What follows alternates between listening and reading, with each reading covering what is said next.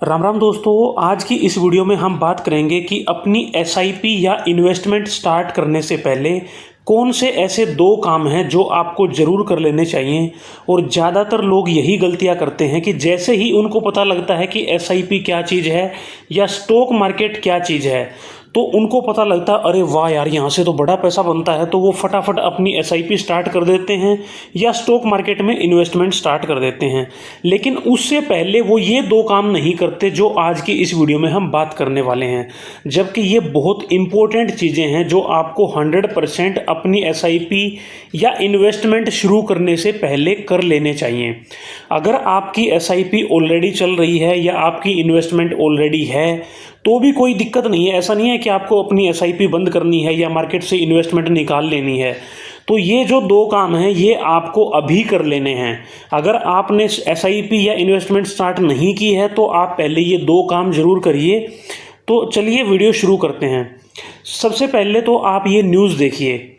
जीरोधा के जो फाउंडर हैं उन्होंने बोला है कि मोस्टली इंडियंस क्या हैं, बैंकरप्ट होने से सिर्फ एक हॉस्पिटलाइजेशन दूर हैं। मतलब उनके घर में किसी को भी कोई भी मेडिकल इमरजेंसी हुई, कोई बीमारी ऐसी आई कि कोई भी घर का मेंबर उसको किसी बड़ी बीमारी से हॉस्पिटल में एडमिट होना पड़ा तो वो फैमिली बैंकरप्ट हो जाएगी। ठीक है, क्योंकि देखो मेडिकल एक्सपेंस है ना वो इतना ज़्यादा है। आजकल हॉस्पिटलों का बिल आपको पता है 10-10 हज़ार रुपये, 15-15 हज़ार रुपये नॉर्मल रूम रेंट है अच्छे हॉस्पिटलों का, जो कि 5 स्टार। ज़्यादातर लोग देखो आपको सोशल मीडिया पे भी मिल जाएंगे बोलते हुए कि 5 स्टार के होटल का रूम का उतना रेंट नहीं है जितना कि हॉस्पिटल के रूम का रेंट है। अच्छे हॉस्पिटल्स की मैं बात कर रहा हूँ। और ऊपर से दवाइयों का खर्चा, डॉक्टर की फ़ीस, नर्सिस की फ़ीस और पता नहीं क्या क्या तरह के जो अलग खर्चे होते हैं वो रूम रेंट से अलग जोड़े जाते हैं। जो बड़े हॉस्पिटल हैं वहाँ पे मैं आपको बताऊँ 50 हज़ार रुपये नॉर्मल सी बीमारी में आपके डेली के खर्च जाते हैं, जो अच्छे लेवल के हॉस्पिटल हैं। अगर पेशेंट बहुत ज़्यादा सीरियस है, मान लो आईसीयू वगैरह में है या कार्डियक कोई इस टाइप की इमरजेंसी है, तो वहाँ मान के चलो 1 लाख रुपया डेली का 1 लाख रुपया खर्च होता है। अगर हफ्ता 10 दिन आपका पेशेंट एडमिट रह गया तो 7 से 10 लाख रुपया आपका खर्चा वहाँ पे हो जाएगा। और एक मिडिल क्लास को 7 से 10 लाख रुपये खर्चा एकदम से करना पड़ गया तो सोचो उसकी हालत कितनी ख़राब हो जाएगी। इससे भी ज़्यादा कंडीशन ख़राब कब होती है, जब जो बीमार हुआ है या जो पेशेंट है वो खुद कमाने वाला है, अर्निंग मेंबर है घर का, या ओनली अर्निंग मेंबर है। ज़्यादातर मिडिल क्लास में क्या होता है कि ओनली अर्निंग मेंबर होते हैं घर पे, यानी एक बंदा कमाने वाला है, बाकी जो 3-4 मेंबर हैं वो हैं जो कमाते नहीं हैं। जैसे मान लो या तो छोटे बच्चे हैं या हाउसवाइफ है या पेरेंट्स हैं जो अभी रिटायर हो चुके हैं या जो पहले अपना काम करते थे वो अब उन्होंने काम बंद कर दिया है। ठीक है, तो घर में एक कमाने वाला मेंबर है और अगर वो बीमार पड़ जाए तो खर्चा तो होगा ही होगा, साथ में जो उसकी कमाई है वो भी बंद हो जाती है। अगर आपकी प्राइवेट नौकरी है, आपका अपना काम है, तो उसमें भी सफ़र करते हो आप। प्राइवेट नौकरी है तो वहाँ से आपकी सैलरी कट जाती है। गवर्नमेंट जॉब है तो चलो आपको थोड़ी सी सिक्योरिटी रहती है, मेडिकल लीव्स वगैरह मिल जाती हैं लंबे टाइम, तो वहाँ भी फिर आपको थोड़ा सफ़र करना पड़ जाता है। लेकिन फिर भी गवर्नमेंट जॉब इस मामले में थोड़ी सी सिक्योरिटी प्रोवाइड करती है। लेकिन प्राइवेट जॉब है या आपका अपना बिजनेस है तो आपको 100% सफ़र करना पड़ेगा। तो सबसे पहली गलती तो यही है कि आपके पास हेल्थ इंश्योरेंस होना चाहिए, यानी मेडिक्लेम जिसको बोलते हैं या मेडिकल कवर जिसको बोलते हैं, ये आपके पास पूरी फैमिली के लिए होना चाहिए। ठीक है, अगर आप प्राइवेट में काम करते हो या सरकारी जॉब है आपकी, वहाँ से आपको मेडिकल कवर मिल रहा है अपनी फैमिली के लिए तो अच्छी बात है। कई बार क्या होता है कि आप प्राइवेट जॉब में हो, आपको अपने लिए तो मेडिक्लेम मिल जाता है, मेडिकल कवर, हेल्थ कवर मिल जाता है, लेकिन पूरी फैमिली के लिए नहीं मिलता। तो उसमें क्या करना है आपने कि अपनी पूरी फैमिली के लिए आपने कोई भी अच्छा हेल्थ कवर ले लेना है ज़रूर। अगर मान लो पूरी फैमिली का है तो अच्छी बात है। कई बार हस्बैंड वाइफ का कवर होता है, बच्चों का कवर होता है, लेकिन माँ बाप का कवर नहीं होता। तो वैसी कंडीशन में आपने अपने पेरेंट्स के लिए एक अलग से कवर ले लेना है, सिर्फ पेरेंट्स के लिए। कहने का मतलब ये है कि आपके पास कोई भी हेल्थ कवर होना बहुत ज़रूरी है, ताकि कोई भी बीमारी घर में किसी भी मेंबर को आ जाए, आपको खुद को आ जाए, तो आपकी जो थोड़ी बहुत इन्वेस्टमेंट है या जो थोड़ी बहुत सेविंग है वो आपकी सारी उस बीमारी में ना चली जाएं।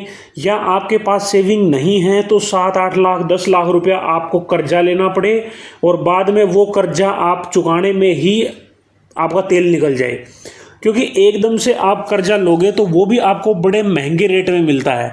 अगर बैंक से भी आप पर्सनल लोन लोगे ना तो वो भी बड़ा महंगा मिलता है, और वैसे मार्केट से आप लेने जाओगे तो आपको पता ही 18 से 24% तक मिलता है। तो पहली चीज़ आपने करनी है, अपनी पूरी फैमिली को सिक्योर करना है, ताकि किसी को भी कोई बीमारी आए, आपके खुद पे कोई बीमारी आए, देखो बीमारी कभी बता के नहीं आती है, ठीक है, किसी को भी बीमारी आ सकती है, कोई जवान है, बच्चा है, बूढ़ा है। दूसरे नंबर पे आती है लाइफ कवर, जिसको टर्म इंश्योरेंस भी बोलते हैं, ठीक है।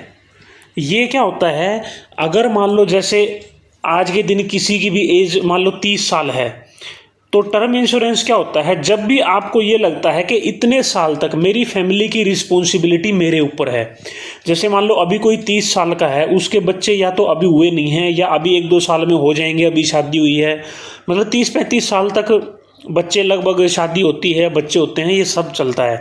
60 साल तक मान के चलो, अगले 25 से 30 साल में उसकी रिस्पॉन्सिबिलिटी ख़त्म होगी, क्योंकि बच्चे पढ़े लिखेंगे, बड़े होंगे, फिर कोई कोर्स करेंगे, कोई बिजनेस करेंगे, कुछ भी करेंगे, तो 25-30 साल का टाइम लगेगा बच्चों की शादियां होने में, उनको सेटल होने में। तो अगले 30 साल के लिए आपको अपना लाइफ कवर यानी टर्म इंश्योरेंस चाहिए, ठीक है। तो आपने ये देखना है अपनी फैमिली के हिसाब से, अपने बच्चों के हिसाब से, कि अगले कितने साल के लिए आपके ऊपर रिस्पॉन्सिबिलिटी रहने वाली है। उसमें भी मैं बोलूँगा कि आप 5 साल ऐड कर दीजिए। अगर आपको लगता है कि 25 साल आपके ऊपर जिम्मेदारी रहने वाली है, 25 साल बाद आपके बच्चे बड़े हो जाएंगे, मान लीजिए आपके बच्चे आज 2-4 साल के हैं, 5 साल के हैं, अगले 25 साल में और वो 30 साल के हो जाएंगे, तो 30 साल में आप मान के चलो वो सेटल हो जाएंगे, शादी वादी उनका जो भी है, पढ़ाई लिखाई सब हो जाएगा।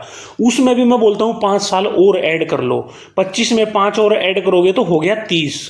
तो अगले 30 साल के लिए आपने टर्म इंश्योरेंस लेना है।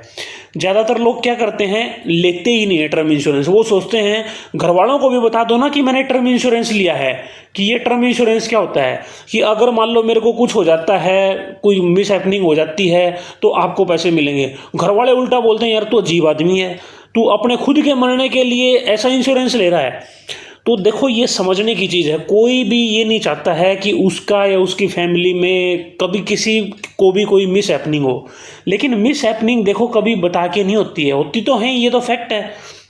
तो घर में जो भी अर्निंग मेंबर हैं, अगर आप अकेले हो तो अकेले, अगर आप हस्बैंड वाइफ हो तो आप दोनों के लिए, या कोई भी जो और भी अर्निंग मेंबर है, सिर्फ उसके लिए ही आपने टर्म इंश्योरेंस लेना है, बाकी किसी के लिए नहीं लेना है।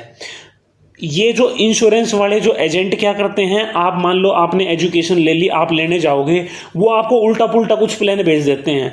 बच्चों के लिए भी इंश्योरेंस भेज देते हैं। ये सोचो, अगर कभी बच्चों के साथ कोई मिस हैपनिंग हो जाती है किसी की फैमिली में, तो क्या पैसे उसकी भरपाई कर देंगे? वो एक इमोशनल लॉस है। इमोशनल लॉस और फाइनेंशियल लॉस अलग अलग होते हैं। अगर घर का अर्निंग मेंबर चला जाता है तो वो फाइनेंशियल लॉस तो है ही, साथ साथ में इमोशनल लॉस है। इमोशनल लॉस को देखो कोई कवर नहीं कर सकता, कोई भी इंश्योरेंस, लेकिन जो फाइनेंशियल लॉस हुआ है, कम से कम आगे फैमिली को पैसे के हिसाब से तो उतना सफर ना करना पड़े ना, तो उस चीज के लिए होता है टर्म इंश्योरेंस। तो टर्म इंश्योरेंस आपने लेना है, लेकिन सिर्फ अर्निंग मेंबर के लिए ही लेना है, घर में उल्टा पुल्टा सबके लिए नहीं ले लेना है। और दूसरा जो ये यूलिप प्लान होते हैं, या जो भी कंबाइंड जो LIC के प्लान इस टाइप के होते हैं, कि इसमें जो भी आपकी किस्तें जाएंगी उसमें आपका इंश्योरेंस भी हो जाएगा और प्लस आपकी इन्वेस्टमेंट भी हो जाएगी। ये दोनों काम आपने एक साथ नहीं करने हैं। अभी मैं कैलकुलेशन में जाऊंगा तो ये वीडियो बहुत लंबा हो जाएगा, लेकिन कभी भी आप ऑनलाइन गूगल पे, यूट्यूब पे और भी बहुत सारी वीडियो आपको मिल जाएंगी, आप देखना खुद से। या अगर आपको भरोसा है तो बस यही भरोसा कर के चलना कि इन्वेस्टमेंट और इंश्योरेंस, इन दोनों चीज़ों को आपने मिक्स नहीं करना है, ठीक है। वहाँ पे आपका नुकसान होगा, आपको कोई फ़ायदा नहीं मिलेगा। आपने इंश्योरेंस अलग से लेना है, इन्वेस्टमेंट अपने हिसाब से अलग से चला के रखनी है। ठीक है, इंश्योरेंस मैंने आपको बता दिया दो लेने हैं, हेल्थ कवर और टर्म इंश्योरेंस। हेल्थ कवर पूरी फैमिली के लिए लेना है और टर्म इंश्योरेंस सिर्फ अपने लिए लेना है या घर में कोई और अर्निंग मेंबर है तो उसके लिए लेना है।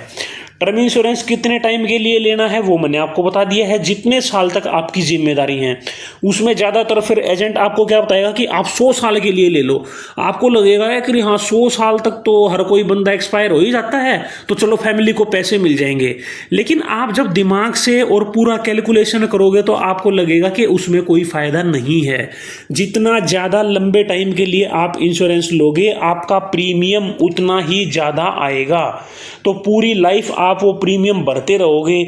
आप मान लो 80 साल की उम्र में एक्सपायर भी हो गए और 80 साल की उम्र यानी आज से 40-50 साल के बाद आपकी फैमिली को 50 लाख 1 करोड़ रुपया मिल भी गया तो उसकी कोई उतनी वैल्यू नहीं होगी जितना आपने प्रीमियम पे किया है।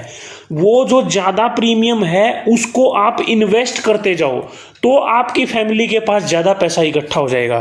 तो ये चीज़ें, ये कैलकुलेशन आपने समझनी है। उल्टा पुल्टा कोई भी प्लान नहीं लेना है। दो प्लान लेने हैं, टर्म इंश्योरेंस और हेल्थ कवर। दोनों में मैंने आपको बता दिया समझदारी से लेना है। अगर आपको समझदारी नहीं है, यूट्यूब पे गूगल पे कोई भी वीडियो देखो, कुछ भी पढ़ो कि टर्म इंश्योरेंस में क्या क्या चीज़ें देख के लेनी है, हेल्थ इंश्योरेंस में क्या क्या चीज़ें देख के लेनी है। ठीक है, तो इन दो चीज़ों का आपको ध्यान रखना है, ये दोनों आपके पास होनी चाहिए। एसआईपी या इन्वेस्टमेंट करने की बहुत ज़्यादा जल्दी नहीं करनी है। अगर आपकी ऑलरेडी चल रही है तो चलने दो, कोई दिक्कत नहीं है, लेकिन पहले प्रायोरिटी पे रख के आपने अपने लिए और अर्निंग मेंबर्स के लिए टर्म इंश्योरेंस और पूरे परिवार के लिए हेल्थ कवर, ये दो चीज़ें ज़रूर ले लेनी है।